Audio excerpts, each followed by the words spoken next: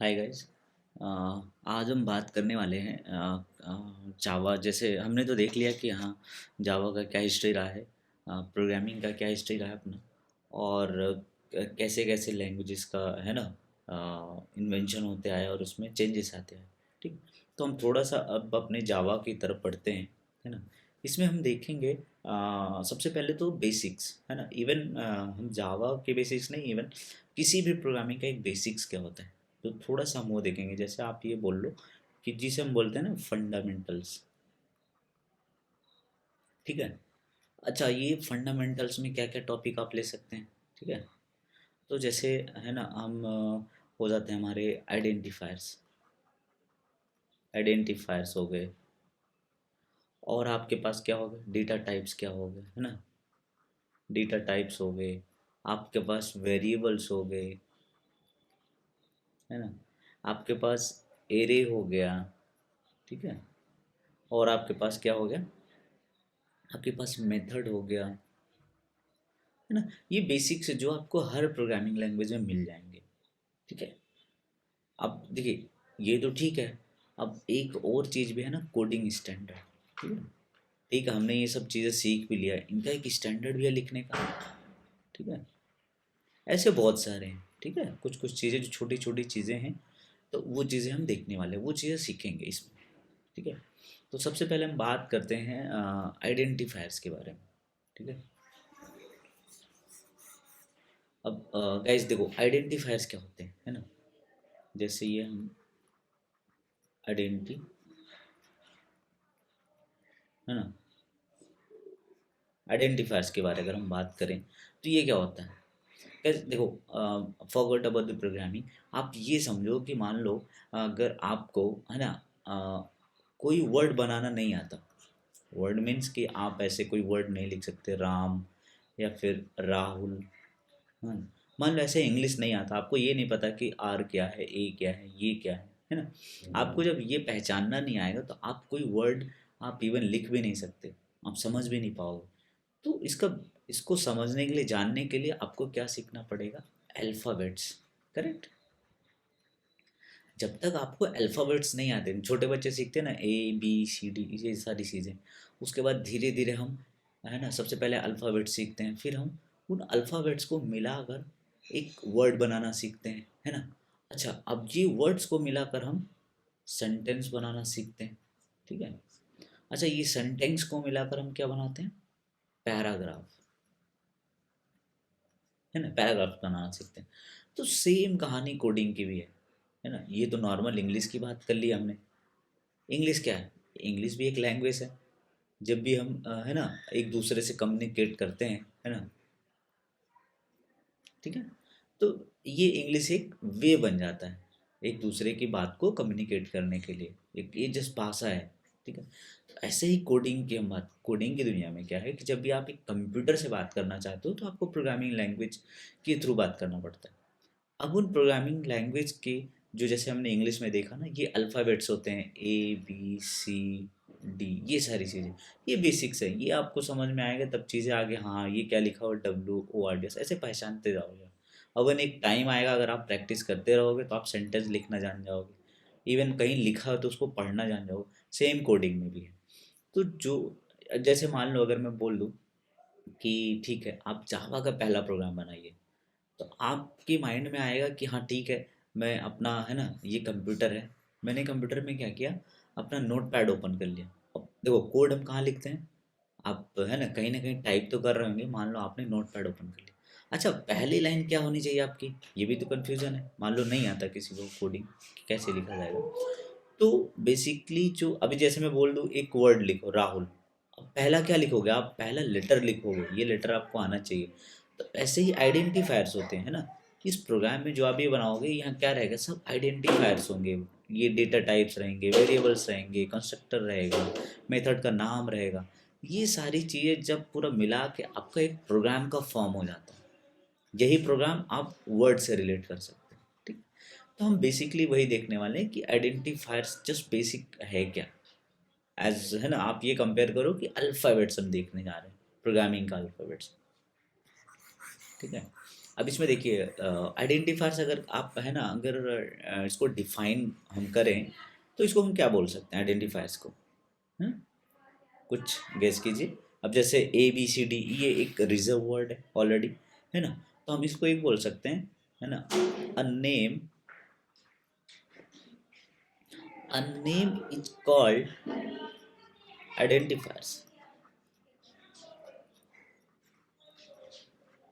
यार अगर ये हम बात करें, मैं बोलूँ अगर अल्फ़ाबेट्स क्या है ना, अल्फ़ाबेट कितने ही है तो ठीक है, क्या है, जस्ट एक नाम है ना, आप ये सिंबल बोलो या नाम बोलो, जस्ट एक नाम है, हमने जो प्रीडिफाइन पहले से बना दिया गया स्टैंडर्ड में कि ऐसा लिखा है तो उसको ए माना जाएगा। तो ऐसे ही कोडिंग में भी है, ठीक है। तो आइडेंटिफायर जस्ट एक नाम है। देखो ये सीरीज़ कहीं ना कहीं जावा से रिलेटेड होने वाला है, तो हम इसमें जावा स्पेसिफिक चीज़ें ज़्यादा बात करेंगे, है ना। देखिए ये आइडेंटिफायर्स है। अच्छा ये इसके फीचर्स क्या हो सकते हैं, जैसे, है ना, it can be a class name.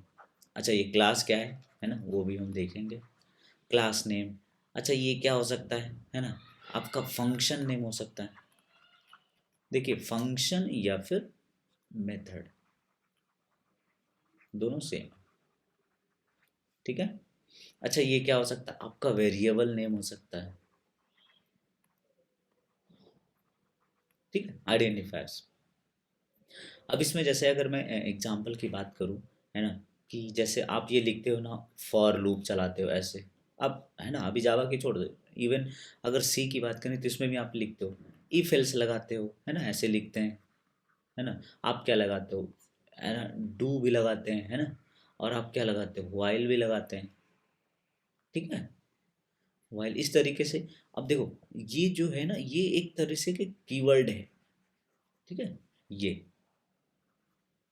आखिर प्रोग्राम जैसे जहाँ पे हम लिखते हैं हमारा प्रोग्राम समझ जाता है, हमारा कंप्यूटर समझता है इस चीज़ों को, हमारा कंपाइलर समझता है कि FOR लिखा हुआ, इट मीन्स ये, इसका मीनिंग ऑलरेडी कंपाइलर के अंदर लिखा हुआ है।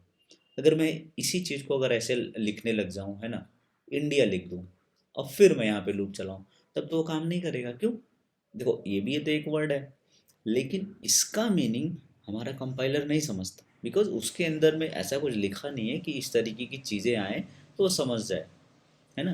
बेसिकली कंपाइलर के अंदर ऑलरेडी ये चीज़ें डिजाइन होती है, जैसे हमारे पास ऑलमोस्ट है ना 50+ कीवर्ड्स हैं, 50+ आइडेंटिफायर्स होते हैं एक तरीके से। कीवर्ड्स या आइडेंटिफायर्स आप रिलेट करो, चीज़ें एक है ना, आपको समझने में थोड़ी आसानी होगी। 50+ है, तो अब ये 50+, जैसे डू, वाइल, ये फॉर एक हो गया, दो हो गया, है ना, तीन, ये चार, पाँच, इस तरीके के ऐसे 50+ है। तो सब का मीनिंग हमारा कंपाइलर समझता है, जैसे हम फॉर लिखते हैं वो समझ जाता है हाँ भाई ये लूप चलने वाला है ना, जैसे हम इफ़ लिखते हैं वो समझ जाता है कि हाँ कंडीशन में हाँ कुछ लगेगा, है ना। इस तरीके के ये आइडेंटिफायर्स होते हैं। बेसिकली अगर हम जावा की बात करें, जैसे अभी मैंने बोला ना कि एक प्रोग्राम अगर हम वही बनाएं, है ना, सिंपल, जैसे आइडेंटिफायर्स, ठीक है। अगर हम नॉर्मल एक जावा का एग्जांपल भी देखते हैं, है ना, तो आप कैसे बनाओगे, क्लास, आपने एक क्लास बना दिया, टेस्ट। देखिए अगर आपको ये सिंटैक्स या फिर नहीं समझ में आ रहा है क्लास क्या है, टेंशन मत लीजिए, आप ये समझिए मैं इसके अंदर क्या लिख रहा हूँ, ये आइडेंटिफायर्स हमारा कहाँ यूज हो रहा है, ठीक है। आप इस पे फोकस करके चलिए, ये क्लास क्या है, कैसे डिजाइन करते हैं, आप खुद का कैसे बनाते हैं, हम सब आने वाले सेक्शन में सब कुछ कवर करेंगे। अब यहाँ पे हम लिखते हैं, है ना, पब्लिक स्टैटिक वाइड मेन, ठीक है, स्ट्रिंग आर्क्स, ठीक है। अच्छा ये आर्क्स मतलब एक जस्ट एक वेरिएबल का नाम है, ये क्लास का नाम है, ये सब जो भी हम लिख रहे हैं आप, ठीक है, इसको इसको इग्नोर कीजिए अभी के लिए, आप इस पे ध्यान दीजिए, मैंने अभी बोला ये चीज़ें हम डिटेल में देखेंगे। अब यहाँ पे आप समझ सकते हैं, जैसे मैं एक बना रहा हूँ एक वेरिएबल इंटीजर x = 90, ठीक है। ये देखिए अब ये पूरी क्लास बंद होगी, ये वाला यहाँ हमने क्लोज कर दिया, ये वाला ब्रेकेट हमने यहाँ क्लोज कर दिया, कोई दिक्कत नहीं, ठीक है। अब इसमें देखिए, अब अभी हम आइडेंटिफायर्स की बात कर रहे हैं, है ना, मैंने क्या कहा था, एक क्लास का नाम भी, है ना, आपका आइडेंटिफायर्स होता था, नेम जैसे मैंने बोला था। अब ये क्लास हमने लिखा, क्लास का नाम क्या है, टेस्ट, है ना, ये आपका क्या है, क्लास। ये भी एक आइडेंटिफायर है। देखिए ये अब कैसे समझोगे, है ना, ये क्लास का नाम हमने दिया है ना, आइडेंटिफायर है ये एक तरीके से। आइडेंटिफायर बोले तो कि जो हमारा कंपाइलर या इंटरप्रेटर है वो प्रोग्राम, जब भी प्रोग्राम में हम लिखे रहे हैं उस चीज़ को देखकर वो आइडेंटिफाई करे, हाँ ये क्लास है, अच्छा यस। अच्छा यहाँ पे हमने दिखा है मेन, ठीक है, ये भी एक आइडेंटिफायर है। ये है क्या लेकिन, मेथड। हमने देखा था कि क्लास का, है ना, क्लास नेम एक आइडेंटिफायर हो सकता है, मेथड नेम हो सकता है, वेरिएबल हो सकता है ना, ऐसे कई सारे।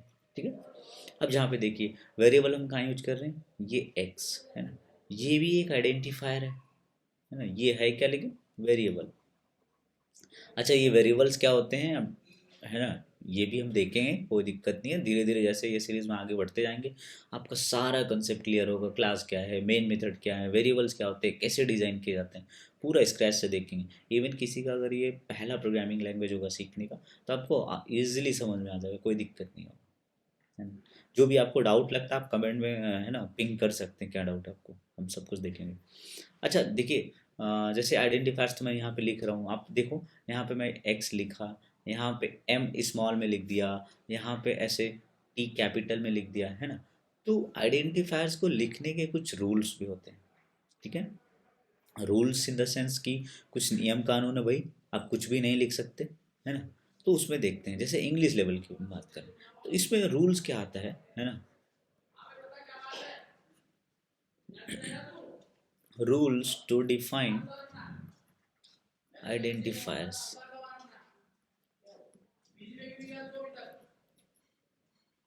ठीक है, रूल्स टू डिफाइन आइडेंटिफायर्स। अच्छा हम पहले रूल की बात करें, है ना, इसमें कैरेक्टर कौन कौन सा अलाउ होता है ना। एक तो ये है कि आप स्मॉल से लेकर, है ना, स्मॉल ए टू जेड आप यूज कर सकते हैं, ठीक है। आप इसमें कैपिटल यूज कर सकते हैं, कैपिटल लेटर। अच्छा आप इसमें आप ये भी यूज कर सकते हैं अंडर स्कोर, ठीक है। आप इसमें और यूज कर सकते हैं क्या, ये डॉलर जो साइन होता है हमारा। अच्छा एक चीज़ और अलाउ है इसमें, 0 to 9, ठीक है, यही करेक्टर अलाउ है ना। आप कल को अगर ऐसा लिखने जाओगे ये चीज़ें, या फिर हमारे पास स्पेशल करेक्टर बहुत होता है ना, आप ये लिखना चाहोगे ये, है ना, या फिर ऐसा, ये अलाउ नहीं है ये सारी चीज़ें, है ना। कंपाइलर के अंदर ऐसा कुछ भी नहीं लिखा होगा कि इस चीज़ों को समझो, ठीक है। तो इनके पहला रूल क्या हो गया, है ना, कि the only allowed characters are these only, ठीक है, इसके अलावा नहीं, ये फर्स्ट हो गया। अच्छा सेकंड क्या है ना, जैसे मान लीजिए कि मैं इसी का ही मिक्स करके अगर बनाता हूँ, इसमें भी कंडीशन है कि आपका पहला क्या होना चाहिए, है ना। देखिए जैसे क्या बोलते हैं कि अगर हम मान लो, है ना, इस ऐसे लिख देते हैं, है ना, मान लो वेरिएबल हमारा है ना, एज, या फिर ये मान लीजिए, ठीक है, मैं थोड़ा और सिंपल बनाने की कोशिश करता हूँ, एम्प्लॉय अंडर स्कोर एज, ठीक है। ये परफेक्टली वैलिड है, कोई दिक्कत नहीं है इसमें। और अगर मैं ऐसे बना दूं कि एम्प्लॉय, एम्प्लॉय के आगे मैं ऐसे अगर हैश बना दूं तो ये आपका इनवैलिड हो जाता है। अभी हमने देखा था ना कि ओनली कलेक्टर्स अलाउड कौन कौन सा, ये सारी चीज़ें, ठीक है। आप ऐसे लिख दोगे तो इनवैलिड हो जाएगा, देखो अंडर स्कोर यहाँ पे लिखा हुआ है, देखो ए टू जेड आपका तो आ ही है, अंडर स्कोर भी आ गया, कोई दिक्कत नहीं। अच्छा अगर आप ऐसे लिखोगे, जैसे ये अंडर स्कोर पहले लिख दिया और मान लो मैंने लिख दिया डॉलर, ठीक है, डॉलर लिख के फिर आपको वो मैंने लिख दिया एम्प्लॉय, ठीक है। इस तरीके का भी अलाउ है बिकॉज ये डॉलर है, ये अंडर स्कोर है सॉरी, और डॉलर भी है। अच्छा अगर मैं ऐसे ऑब्जेक्ट बनाऊँ, है ना, ये उसमें मैं लिखूँ 9 8 7, है ना, और ऐसे करके फिर 10 लिखूँ, ये आपका इनवैलिड है। क्यों, है ना। देखो इसमें कुछ है स्टार्टिंग का, देखो आपका स्टार्टिंग अंडर स्कोर हो सकता है, कोई दिक्कत नहीं, ठीक है। एंड आपका नंबर से स्टार्ट, बीच में आपका नंबर आ सकता है ना, बीच में आपका नंबर आ सकता है, लेकिन ये है कि स्टार्टिंग नहीं हो सकता आपका नंबर। जैसे एम्प्लॉय एज का अगर मैं ले लूँ, है ना, एम्प्लॉय अंडर स्कोर एज 22, ये चल जाएगा, कोई दिक्कत नहीं है, वैलिड है। लेकिन इसी का अगर मैं रिवर्स यहाँ पे लिख दूँ, है ना, 22 एज एम्प्लॉय, ये इनवैलिड है। देखिए 0 से 9 अलाउ तो है, लेकिन वो कैसे अलाउ ये भी देखना है आपको, है ना। ठीक है, 0 से 9 अलाउ है, कोई दिक्कत नहीं, लेकिन आपका बीच में हो या लास्ट में हो, आपका स्टार्टिंग नहीं होना चाहिए। और बाकी आपका स्टार्टिंग में ये हो सकता है, कोई दिक्कत नहीं है, आपका ये हो सकता है, ये हो सकता है ना, ये नंबर नहीं हो सकते।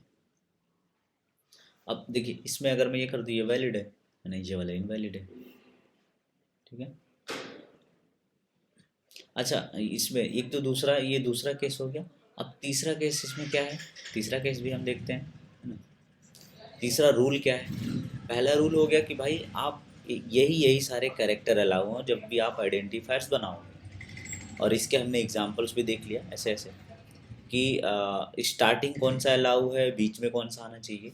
और तीसरा रूल है ना, तीसरा रूल ये कहता है कि ये जो आप आइडेंटिफायर्स बनाते हो ना, ये पहला हो गया, ये दूसरा हो गया, ये तीसरा हो गया, कि ये केस सेंसिटिव होता है। ठीक है, केस सेंसिटिव मीन्स कि अगर आप ऐसे लिखते हो integer as is equal to 20, और अगर आप यहाँ पे इंटीजर कैपिटल लिख देते हो एज इज इक्वल टू 20, ठीक है, तो आपका सेम नहीं है, ये अलग वेरिएबल है, ये अलग वेरिएबल है, ठीक है। अब आप ऐसे भी लिख सकते हो, है ना, ये कर दिया आपने, ऐसे भी ये भी 20 लिख दिया, तो कोई दिक्कत नहीं, इसमें ऐसा नहीं आएगा कि नहीं आपने डुप्लीकेट बना दिया कुछ, ठीक है, इसमें कोई दिक्कत नहीं है, आपका ये भी वैलिड है, ये भी वैलिड है, ये भी वैलिड है। हाँ, इनवैलिड कौन सा रहेगा, मान लो आपने कर दिया एज बना दिया इज इक्वल टू 20 कर दिया, और फिर से आपने सेम टू सेम एज बना दिया, ठीक है, ऐसा, ये आपका इनवैलिड हो जाएगा। क्यों, क्योंकि आपने डुप्लीकेट बना दिया। डुप्लीकेट बनाने की क्या ज़रूरत है, जब ऑलरेडी है हमारे पास तो सेम नहीं बनते, ठीक है। ये हमारे वेरिएबल्स होते हैं एग्जैक्टली, जो हम ये जो हम बना रहे हैं ना, ये वेरिएबल्स हैं, ठीक है। हमने देखा था ना, वेरिएबल्स भी हमारा आइडेंटिफायर हो सकता है, मेथड हो सकता है, जैसे ये देखिए मेथड हमने बनाया, है ना। बाकी ये मैंने स्मॉल क्यों बनाया, ये कैपिटल क्यों बनाया, तो जैसे हर प्रोग्रामिंग लैंग्वेज का एक कोडिंग स्टैंडर्ड होता है, ऐसा कोई ये लैंग्वेज स्पेसिफिक नहीं होता, ठीक है, ये लैंग्वेज स्पेसिफिक नहीं होता है, बस कुछ कोडिंग स्टैंडर्ड होते हैं। जब भी आप जैसे आप यार मान लो ये आप लिखने जाते हो, है ना, पार्ट ऑफ स्पीच हम कैसे पढ़ते हैं उसमें, कि आप जब भी आपका नाउन होता है वो कैपिटल लेटर से ऐसा नाम रहता है ना, शुरुआत में पढ़ते हैं। तो वो चीज़ इसमें भी कुछ स्टैंडर्ड है कि आप क्लास बनाओगे तो आपको इस तरीके से लिखना पड़ेगा, मेथड बनाओगे तो आपको ऐसा लिखना पड़ेगा, वेरिएबल्स बनाओगे तो ऐसा लिखना पड़ेगा, है ना। अब इसमें देखिए, इसमें है ऐसा। अच्छा, जावा में कितना है ना, जैसे आप लिखते हो, जैसे वेरिएबल्स बनाते हो, तो थोड़ा सा मैं और डिस्कस कर लेता हूँ कि इसमें कोई लिमिट नहीं है कि आप 4 बना दिए, 5 वेरिएबल बना दिए, 6 बना दिए, 10 बना दिए। लेकिन अगर हम कोडिंग स्टैंडर्ड की बात करें तो ऐसा कोई रूल है क्या कि मान लो एक क्लास है, उसमें मैंने 20 वेरिएबल बना दिया, है ना, ऐसा कोई रूल है? नहीं, ऐसा कुछ भी रूल नहीं, ठीक है। लेकिन एक अगर कोडिंग स्टैंडर्ड देखा जाए, है ना, जो रिकमेंडेड है ना, जो सजेस्टेड होता है कि आपका एक क्लास है ना, उसके अंदर आप से है ना 15 से 20 वेरिएबल इस तरीके से, है ना। और देखिए वेरिएबल छोड़िए, अभी नाम देखिए, सबसे पहले तो ये कि जैसे ये मैं लिख रहा हूँ, अगर मैं ऐसे लिख दूँ, अभी हम बात कर रहे थे ना, इंटीजर एज, ठीक है, इसमें कितने कैरेक्टर है, 1 2 3, इसका लेंथ कितना है, 3। और मान लो अगर मैं एक और वेरिएबल बना देता हूँ, जैसे हमारा क्या था, वही एम्प्लॉय एज, ठीक है, एम्प्लॉय एज। अब इसमें देखिए कितने कैरेक्टर हैं, 1 2 3 4 5 6 7 8 9 10 11, ठीक है, ये 11 है। आप ये आपकी मर्जी, आप कितना भी ले सकते हैं ना। एम्प्लॉय एज ऑफ, है ना, आप मान लीजिए सैमसंग, है ना, ऐसे इस तरीके का। लेकिन अगर देखा जाए तो देखो बहुत बड़ा ऐसा नेम लेना एक, है ना, रिकमेंडेड वो नहीं है। इसका कोई लिमिट नहीं है, आप कुछ आप कितना भी कैरेक्टर उसमें लिख सकते हैं। आपके आइडेंटिफायर्स का जो नाम है ना, आप उसमें बहुत सारे कैरेक्टर ले सकते हैं। लेकिन जो रिकमेंडेशन है यार, 15 से 20 लेटर से कम ही रखो आप, है ना यार। थोड़ा सा देखने में चीज़ें पता चले। अभी इतना बड़ा है ना, एम्प्लॉय एज ऑफ सैमसंग, किसी का नाम कैसे रखते हैं, है ना, नॉर्मल ह्यूमन का नाम रखते हैं यार। तो है ना, एक तो नाम भी होता है बहुत बड़ा बड़ा, है ना, आपको नाम लेने में भी नाम लिखने में भी कहीं ना कहीं थोड़ा सा ऑड सा लगता है अगर बहुत बड़ा नाम है। तो जनरली हम क्या रखते हैं कि, है ना, नाम छोटा हो, कॉम्पैक्ट हो, ऐसा भी नहीं एक वर्ड का नाम हो जाए, नहीं, है ना, नाम एक मीडियम हो या फिर, है ना, छोटा हो, इस तरीके का ज़्यादा लोग पसंद करते हैं। तो जबकि आपके पास उसमें भी ऐसा रिस्ट्रिक्शन नहीं है नाम, तो भाई मैं चाहे तो, है ना, एक पैराग्राफ का नाम रख लो, कोई दिक्कत नहीं, आपकी मर्जी, आपको अलाउ है। लेकिन कुछ एक रिकमेंडेशन होता है, एक सजेशन, एक आप यूँ कह सकते हैं ना। ऐसे इसमें भी है, ये आखिर क्या है, नाम ही तो है। आइडेंटिफायर्स का मतलब क्या, जस्ट एक नाम, जो जो चीज़ें हम यूज़ कर रहे हैं प्रोग्राम में, सब मिलके एक प्रोग्राम को फॉर्म करते हैं, है ना। हम कहते हैं ना कि आप जावा का प्रोग्राम बना दो, सी का प्रोग्राम बना दो, तो आप इस तरीके से लिखते हैं, है ना। जस्ट एक ये प्रोग्राम हो गया। कैसे रन करते हैं, कैसे एग्जीक्यूट होता है, क्या प्रोसेस है ना, वो हम अगले स्लाइड में देखेंगे। अब इसमें देखिए, इसमें क्या, इसका रिकमेंडेड क्या होता है कि 15 से 20 कैरेक्टर ही यूज़ करो यार, इससे ज़्यादा मत लो। अगर कोडिंग स्टैंडर्ड ऐसा कहता है, ये नहीं कि जावा लैंग्वेज के में, किसी भी प्रोग्रामिंग लैंग्वेज में, है ना, एक वो रहता है बस। देखिए ये तो हमने जैसे ये टेस्ट यूज कर लिया, मेन यूज कर लिया, जो भी देखो रिजर्व कीवर्ड्स होते हैं, रिजर्व कीवर्ड्स होते हैं, है ना, ये तो हो गया हमारा आइडेंटिफायर्स। अब इसी में थोड़ा सा हम देख लेते हैं। जब भी हम बात नहीं कर रहे थे उसमें, अभी देख रहे थे कि 50 प्लस, है ना, हमारे पास आइडेंटिफायर्स है। आइडेंटिफायर्स इन द सेंस कि, है ना, जिसका हम इसमें यूज कर रहे हैं, प्रोग्राम में अपने यूज कर रहे हैं। अगर आप देखोगे आइडेंटिफायर्स, है ना, ये अलग चीज है, और रिजर्व्ड कीवर्ड अलग चीज है। अभी हमने पिछले ही बात किया था कि कंपाइलर समझता है, ठीक है, जो हम नाम लिख रहे हैं, जैसे अभी मैंने लिखा था इंटीजर एज, तो ये चीज़ें तो कंपाइलर नहीं समझ रहा था ना, एम्प्लॉय एज। अब ये एम्प्लॉय एज नाम का कुछ ऐसा कंपाइलर के अंदर कोडेड नहीं है कि एम्प्लॉय एज तुरंत लिख दूंगा वो समझ जाएगा, नहीं। मैंने इससे पहले इंट लिखा था, इसकी वजह से वो समझता था कि हाँ भाई ये वेरिएबल है। अब ऑलरेडी जो कीवर्ड्स होते हैं, है ना, आपको इंटरव्यूअर कभी कभी पूछता है आइडेंटिफायर्स और रिजर्व कीवर्ड में क्या फ़र्क है, क्या डिफरेंस है। रिजर्व कीवर्ड्स होते हैं जो प्रोग्राम में ऑलरेडी प्री डिफाइन है, ये तो हम बना रहे हैं एम्प्लॉयज, है ना, जो प्री डिफाइन है, जैसे क्या था, for, do, while, else, if, है ना, ये सारी चीज़ें। आपका हो गया क्लास, आपका और क्या, सी स्मॉल, है ना, क्लास। और क्या हो गया, ये रिजर्व कीवर्ड है। ऐसे आपके 50 हैं टोटल अगर देखा जाए, ठीक है। ये किसी किसी लैंग्वेज में कम होता है, ज़्यादा होता है, बट, है ना, आपको ऑलमोस्ट यही मिलेगा, आपको 30 40 50 इस तरीके की चीज़ लैंग्वेज में। सी में ऑलमोस्ट 40 प्लस है, जावा में 50 है ना। आपका जैसे हम इंट लिखते हैं, इंट हो गया आपका, डबल हो गया, ये सब रिजर्व्ड है, इनका मीनिंग ऑलरेडी कंपाइलर के अंदर लिखा हुआ है। जब भी हम मान लो मुझे कुछ वेरिएबल बनाना है ना, तो मैं ऐसे करके, ऐसे फॉर ऐसे नहीं लिख सकता, क्योंकि इसका मीनिंग तो और कुछ डिसाइड है, कंपाइलर समझता है इसका मीनिंग, कि ये जब हम लूप चलाते हैं तब लिखते हैं। तो कहने का मतलब रिजल्ट कीवर्ड को आप एज अ आइडेंटिफायर नहीं यूज कर सकते। आइडेंटिफायर जैसे कि आप नाम दे रहे हो, वो वेरिएबल का भी नाम हो सकता है, मेथड का नाम भी हो सकता है, क्लास का भी नाम हो सकता है, ठीक है। तो ये तरीका है बस। बाकी है ना, इसमें अगले वीडियो में देखते हैं हम। इसमें देखेंगे डेटा टाइप्स क्या हैं हमारे। अब जैसे आइडेंटिफायर्स तो हमने देख लिया, रिजर्व कीवर्ड भी ऑलमोस्ट यही है। तो अब डेटा टाइप्स क्या होते हैं, है ना, इनका यूज़ क्या है, तो ये अगली सेक्शन में देखेंगे। बाकी मिलते हैं अगले वीडियो में।